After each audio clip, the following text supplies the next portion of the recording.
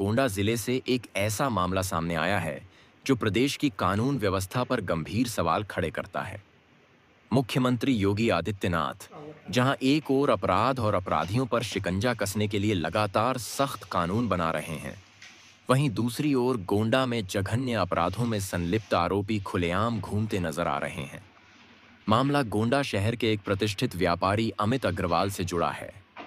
अमित अग्रवाल का आरोप है कि उन्होंने अंकुर अग्रवाल नाम के व्यापारी को व्यापारिक लेन देन के तहत करीब 1.5 करोड़ रुपए उधार दिए थे, जिसकी पेमेंट पचारिया कंपनी के खाते में की गई थी। कुछ समय बाद जब अमित अग्रवाल ने पैसे की वापसी की मांग की तो उन्हें जान से मारने की धमकियां दी गईं। आरोप है कि उन्हें रास्ते में रोककर कुछ सहयोगियों के साथ मिलकर डराया गया और उन पर फायरिंग भी की गई। इस संबंध में उन्होंने तत्काल पुलिस को सूचना दी, लेकिन कोई ठोस कार्रवाई नहीं की गई। हालांकि विभागीय जांच अधिकारी ने भी माना है कि पचारिया कंपनी के खाते में हुए लेन देन से यह साफ प्रतीत होता है कि मामला व्यापारिक उधारी से जुड़ा है। जब अमित अग्रवाल को पुलिस से न्याय नहीं मिला तो उन्होंने न्यायालय की शरण ली, जिसके आदेश के बाद गोंडा नगर कोतवाली में गंभीर धाराओं में एफआईआर दर्ज की गई। गौरतलब है कि यह वही अंकुर अग्रवाल हैं जिन पर कुछ समय पहले रेलवे और बंजर जमीन पर फर्जी एग्रीमेंट कर फ्लैटिंग करने की साजिश का आरोप लगा था।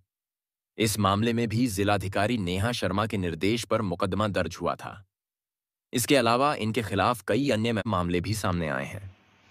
गौरव अग्रवाल ने मीडिया को बताया कि अंकुर अग्रवाल बेहद रसूखदार हैं। वर्ष 2021 में जीएसटी चोरी से जुड़ा एक बड़ा मामला सामने आया था, जिसमें आयकर विभाग ने कई व्यापारियों के खिलाफ मुकदमा दर्ज किया था और गैंगस्टर एक्ट के तहत कार्रवाई भी की गई थी। गौरव के अनुसार इस घोटाले का मास्टरमाइंड भी अंकुर अग्रवाल ही था। गौरव ने यह भी कहा कि अगर अमित अग्रवाल उस जीएसटी मामले में शामिल होते तो उनके खाते से पचारिया कंपनी को पैसा ट्रांसफर नहीं होता। बैंक स्टेटमेंट भी इस बात की पुष्टि करता है कि कहीं ना कहीं इन सब मामलों की कड़ी जुड़ी हुई है। अब देखने वाली बात यह होगी कि प्रशासन इस गंभीर प्रकरण में क्या ठोस कदम उठाता है। मेरा नाम गौरव कुमार अग्रवाल है। ये एक गोंडा में जीएसटी का काफ़ी बड़ा घोटाला हुआ था, जिसमें एक एफआईआर हुई थी, एफआईआर नंबर 147/2021, जिसमें अमित अग्रवाल को मुख्य आरोपी बनाया गया था। तो अमित अग्रवाल के अकाउंट से पचेरिया एंड कंपनी, जिसके मालिक अंकुर अग्रवाल हैं, उनके खाते में 2 करोड़ 1 लाख रुपए का लेन देन हुआ था। तो जीएसटी विभाग के द्वारा और भी जो उसमें आरोपी थे उनके सबके ऊपर एफआईआर दर्ज कराई गई, लेकिन अंकुर अग्रवाल को ऊपर जो विभाग की कुछ विशेष कृपा कहिए या कोई भी चीज़ उनके ऊपर नहीं कराई गई। लेकिन जबकि एफआईआर में जो है जीएसटी विभाग द्वारा ये दिखा गया है कि आप ये देखिए, मेरे पास एफआईआर की कापी भी है कि सब श्री पचेरिया एंड कंपनी द्वारा ये है, इसको आप देख लीजिए। तो मेन लेन देन इनके ऊपर भी हुआ है, तो दोषी ये भी होते हैं और मुख्य मास्टरमाइंड सब करा के सारी रचना करके यही करता है। और विगत में इनके ऊपर भूमि के भी 1-2 एफआईआर हुई हैं। एक तो ये 1 साल पहले या कुछ जो है बंजर जमीन और सरकारी जमीन ये सब कब्जा कर लेता है। ऐसे अपराधी जो हैं, ऐसे भू माफिया और ऐसे ये जो सरकारों का वो करोड़ों का चूना लगाने वाले। मेरा नाम है अमित अग्रवाल, मैं रहने वाला साहबगंज स्टेशन रोड गोंडा।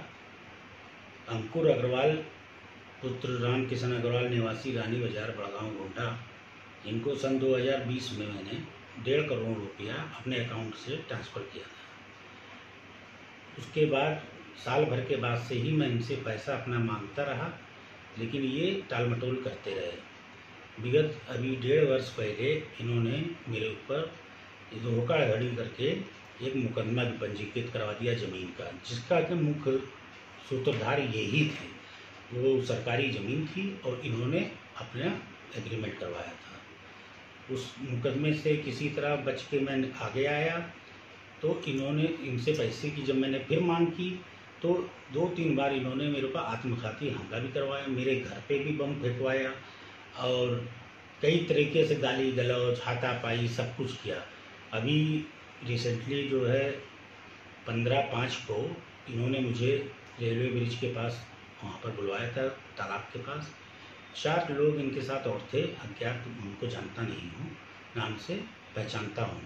वो चारों लोग थे और ये थे। मैं रानी बाज़ार से बाइक से अपने साथ गया था। मेरे साथ एक व्यक्ति और थे, वो अलग रुक गए थे। मैं उनके पास गया जब, तो उन्होंने मुझे भद्दी भद्दी गालियाँ देना चालू कर दिया और बोला कि बहुत ज़्यादा तुम नेता बनते हो, चौकी कोतवाली कर रहे हो, मेरा कोई कुछ नहीं कर पाएगा। तो मैंने बोला भैया कुछ कर पाए या ना कर पाए, मेरा पैसा मुझे दे दो, मेरा काम खत्म है, मुझे तो कोई आपसे कुछ लेना देना नहीं है। लेकिन उसके बाद समझ में नहीं, वो 4 लोग और जो थे वो भी पीछे से कुछ बोलने लगे। तो मैंने कहा देखो ऐसा है कि हमारा तुम्हारा मामला है, तो हम ही तुम इसको निपटा सकते हैं, इसमें किसी और को बोलने की जरूरत नहीं है। इतना बोलने पे ही सारे लोग उग्र हो गए। तो मैंने कहा मैं जा रहा हूँ। तो मैं जाने लगा तो उसने तुरंत जो है असलाहा निकाला और कहा मार दूंगा गोली साले तुमको अभी।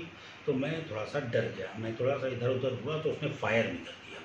किसी प्रकार भगवान की दया थी कि जो मुझे गोली नहीं लगी, मैं बच के वहाँ से भाग आया। जिसको मौके पे मेरे साथ जो गए थे उन्होंने भी देखा, मेरे ऊपर फायरिंग किया उसने। इस कारण से मैं फिर गया, चौकी में गया, कोतवाली गया, डीआईजी साहब के यहाँ गया, सबको मैंने पत्र दिया, लेकिन किसी की जगह कहीं कोई सुनवाई हुई नहीं मेरी। तब मैं सीधे कोर्ट की शरण में गया। यहाँ मैंने मुकदमा दर्ज कराने के लिए अपना एप्लीकेशन दिया, जो कि स्वीकृत हो गया। थाना कोतवाली नगर में 11 तारीख को, 11 जुलाई को उनके ऊपर विभिन्न धाराओं में मुकदमा पंजीकृत कर लिया गया है। क्या चाहते हैं आप? चाहते हमें कि भाई शासन प्रशासन जो है वह हमारे साथ न्याय करे और इनके खिलाफ कठोर से कठोर कार्रवाई करे। मेरा पैसा मुझे इनसे दिला दे। मैं अपने पैसे को लेकर बहुत परेशान हूँ, मेरा व्यापार बंद है, मैं थोड़ा सा दुखी हूँ इस सब चीज़ों को लेके। पैसे मेरे जो इन्होंने लिए हैं वो दे दें और जो न्याय होता है वो न्याय हो मेरे साथ। इनके खिलाफ सख्त से सख्त कार्रवाई हो।